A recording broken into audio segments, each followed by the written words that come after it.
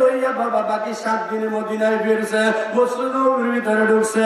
আল্লাহর নবী ডাক দেয়া কয় বাদান আইছো? বলে হ্যাঁ আইছি। তো বাদান খবর কি, তারা কি আসবে? ডাক দেয়া কয় নবী গো, আপনার আলী যে ডায়লগ দিছে, যে হুঙ্কার দিছে, ওরা যদি ভাগ্যে মানুষ হয়ে থাকে মদিনায় আসার কথা না। সুবহানাল্লাহ কইবেন না? যে ডায়লগ আমি দিছি, যে হুঙ্কার আমি দিছি, ওরা যদি সুস্থ মস্তিষ্ক ওরা থাকে তাহলে মদিনায় আসার কথা। আবু বকর বলে হুজুর যদি আইসাই যায় আমাদের তো একটু প্রস্তুতি নিতে হবে, আমাদের তো তৈরি থাকতে হবে। কথা কোন ঠিক না বেটে? তাহলে প্রস্তুতির জন্য কি আল্লাহ নবী একটা ভাষণ দিয়েছিলেন। অন্য কোন যুদ্ধে, বিগত কোন যুদ্ধের ভিতরে নবী এমন ভাষণ দেন নাই যেটা তবুকের যুদ্ধ নবী দিয়েছিলেন। হযরত আল্লাহ নবী ডাক দিয়ে বলে, মদিনার মানুষেরা শোনো, শুধুমাত্র 3 প্রকারের মানুষ যুদ্ধে যাওয়া লাগবে না।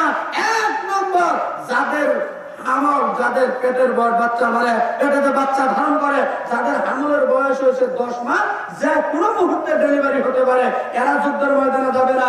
2 নম্বর, একেবারে কিশোর, যারা কচি কচি বাচ্চা, এখনো যুদ্ধ বুঝে না, তরবারি চালাতে পারে না, ওরা যুদ্ধের ময়দানে যাবে না। 3 নম্বর হলো একেবারে আপনার কি বলে বুড়া, উঁচু হয়ে গেছে, বাঁকা হয়ে গেছে, ওদের যুদ্ধে দেওয়া লাগবে না। এই 3 শ্রেণী ব্যতীত সমস্ত মানুষকে যুদ্ধে যাইতে হবে।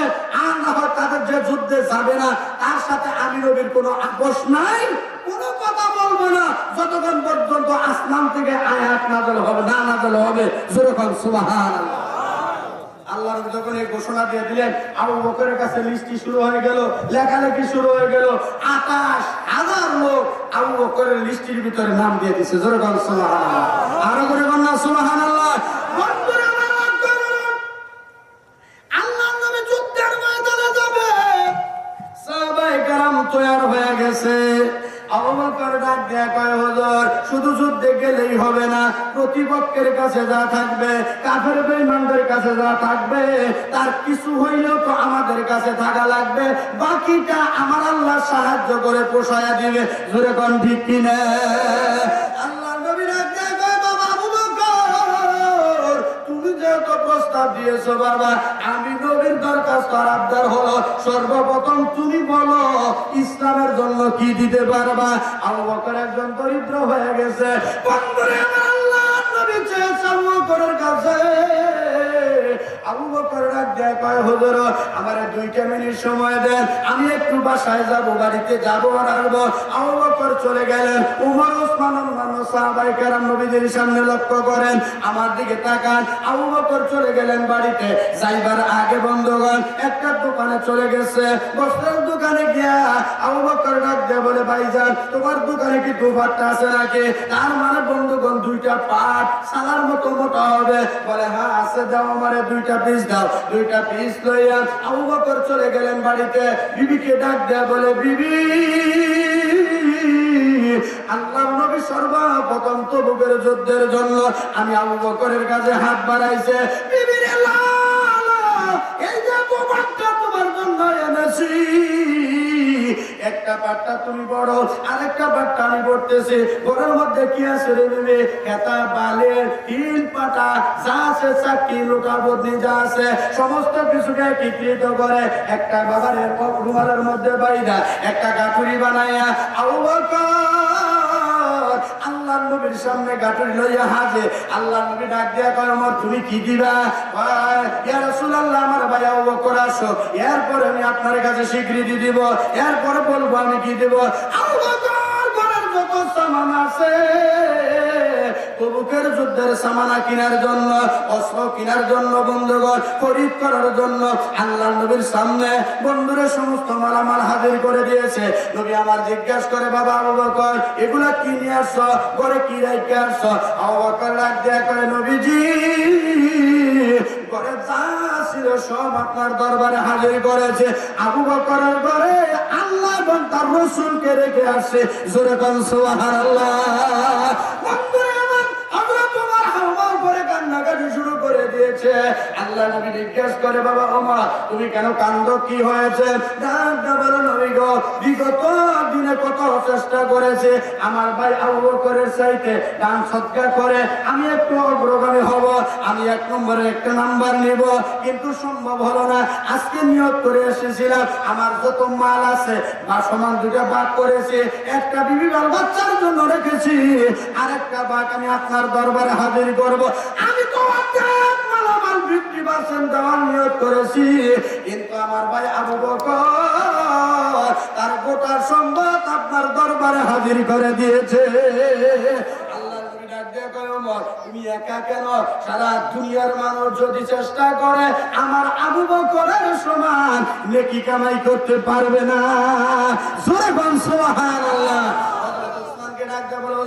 বাবা তুমি কি দিবা? আল্লাহ নবীর সাহাবী হযরত ওসমান কয়, ইয়া রাসূলুল্লাহ কি দিব আপনি বলেন, যা চাবেন আমি তাই দিব। সুবহানাল্লাহ বলবেন না? ওসমানকে বলা হয় ওসমান গানিয়ুন, আর গানিয়ুন শব্দের অর্থ হলো তাওয়াঙ্গর, শিল্পপতি। ওসমান ছিলেন ধনাত্মক, ওসমান ছিলেন শিল্পপতি। ওসমানকে ডাক দেয়া কয়, বাবা তুমি কি দিবা? ওসমান ডাক দেয়া কয়, হুজুর আপনি কি চান? যা চাবেন আমি তাই দিব। নবী কয় 300 উট দেওয়া লাগবে, কয় দিলাম। 300 ঘোড়া দেওয়া লাগবে বলে তাও দিলাম। 300 ঘোড়ার চাবুক দিতে হবে বলে তাও দিলাম। তরবারি দেওয়া লাগবে বলে আমি তাও দিলাম। ডাল দেওয়া লাগবে বলে আমি তাও দিলাম। এই যে এখান থেকে যাবে 20 দিনের রাস্তা, আবার আসবে 20 দিনের রাস্তা, 40 দিনের খরচ, থাকবে 10 দিন, এই 50 দিনের যত খরচ আছে তোমাকে দেওয়া লাগবে। ওসমান বলে, নবী গো আপনি যা চাবেন আমি তাই রাজি আছি, যত লাগে তত দিব, তবু ইসলামকে আল্লাহর জমিনে টিকায় রাখবো। যেরকম সুবহানাল্লাহ। আবু বকরের মতো, ওমরের মতো, উসমানের মতো আশারায়ে মুবাশশারা 10 জন সাহাবী। যেরকম কয়জন? আর যেরকম কয়জন? ডাইরেক্ট বুখারীর হাদিস, উলামায়ে কেরামের জায়গার মধ্যে আছে নবীজি 10 জন সাহাবীকে জান্নাতের সার্টিফিকেট টিকেট দিয়েছে। বাবা জান্নাতের রিসিপ্ট দিয়েছে, সার্টিফিকেট দিয়েছে। আমার বন্ধুগণ এতগুলি মানুষের মধ্যে আমি একজন করে সাহাবীর নাম নিব। 10 জন সাহাবী বিনা হিসাবে জান্নাত। নবীজি তাদেরকে দুনিয়াতে কি বলে সার্টিফিকেট দিয়েছে, যাদেরকে টিকেট দিয়েছে, ওই 10 জনের সাথে জানো আপনাদেরকে আল্লাহ রাব্বুল আলামিন আল্লাহ তৈরি জান্নাতের মধ্যে দিয়ে দেয়। আল্লাহ পারে না? যেরকম পারে না, আল্লাহ ইচ্ছা করলে পারেন। অবশ্যই সেটা আমার আপনার নিয়তের উপর নির্ভর করবে। ও বন্ধুগণ 1 নম্বর, আমি আবু বকর মার্কায় একটা মুসলমান চাই। এই যে মিফতাহুল জান্নাত মহিলা মাদ্রাসাটা, এখানে আমাদের মেয়েদেরকে কোরআন শিক্ষা দেওয়া হয়, এখানে আমাদের মেয়েদেরকে দ্বীন শিক্ষা দেওয়া হয়। বন্ধুরা আমার ছেলেকে হাফেজ বানানো নিষেধ নাই, তবে একটা মেয়েকে আলেমা বানানো দরকার, হাফেজা বানানো দরকার। কারণ একটা মেয়ের মন যত তাড়াতাড়ি বাবা মার প্রতি দুর্বল হয়, এত তাড়াতাড়ি ছেলেদের মন দুর্বল হয় না।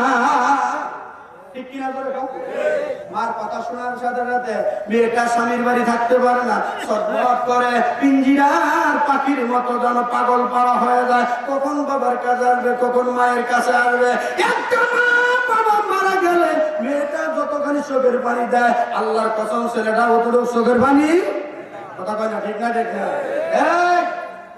ওঠা যাবে না, বসে। এই মুহূর্তে উঠবে যারা ডায়াবেটিসে আক্রান্ত হতে পারে না। মাথার ঘাম পায়ে পড়তেছে। আপনাদেরকে আমি কষ্ট দিতেছি? খুব একটা কষ্ট পেয়েছেন আপনারা? আমার ভাইরা আসুন, এই মাদ্রাসাটা দরকার আছে না নাই? কথা বলেন আছে না নাই? বন্ধুরে ছেলে মেয়েদেরকে কোরআন শিক্ষা করে যান, মেয়েদেরকে কোরআনের তালিম শিক্ষা করে যান।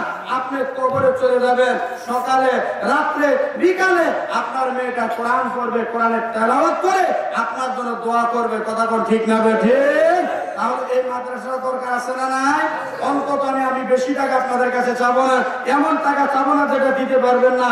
10 জন সাহাবী যাদেরকে আল্লাহ রাসূল নিজের হাতে জান্নাতের টিকেটটা তুলে দিয়েছিলেন, আমি ওই জান্নাতের টিকেটটা আপনার হাতে তুলে দিতে পারলাম না, পারবো না, কিন্তু দোয়া করব। এই হাজার হাজার মানুষ আপনার জন্য দোয়া করবে। 1 নম্বর আবু বকর মার্কা একটা মুসলমান দেখতে চাই 10,000 টাকা এই মাদ্রাসার জন্য দিতে পারেন। নগদ যদি পারেন নগদ, নগদ না তাহলে অন্তত বাকি রেখা দিবেন, পরবর্তীতে সময় সময় টাকাটা দিবেন। 1 নম্বর আবু বকর মার্কা একটা মুসলমান আমি দেখতে চাই। আমার ভাইরা মাদ্রাসাকে উন্নতি করার জন্য, শিক্ষার মানকে সুন্দর করার জন্য, মেয়েদের পড়ার পরিবেশকে সুন্দর করার জন্য 10টা